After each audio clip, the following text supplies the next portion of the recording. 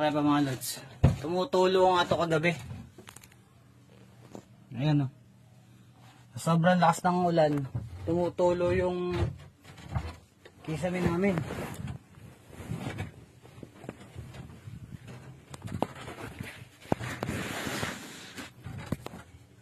Go na to. Punta nga pala ako doon sa bubong namin dahil yung kwarto namin tumatagas kagabi, napakalakas ng ulan. Ako po, Diyos ko. Ngayon, lalagyan ko siya ng bulkasil. Lilinisin ko.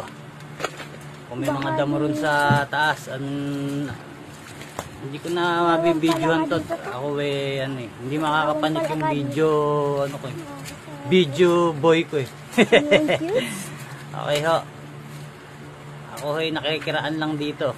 Maraming alatilis at dito, guys. lalagyan ko lang ho ng bulkasil yung bubong namin at yung kwarto ko Lang. ang lakas ng tagas, mga arepa mga lods. Salamat ho. Ayan nga, mga lods. Kaya may Ako nag-iisip kung paano ako makakapantik sa bubong namin. Sige, mga lods. Yan muna kayo. Yung bubong namin sa labas. Nilagyan ko ng bulkasil kasi kagabi ito nagpa-fountain tong sa kwarto namin to. Nilagyan ko ng bulkasil. Mga arepa mga lods. Tapos bumili ako ng skim coat. Dahil gusto nga ni Mrs. yun. Skim coat ko.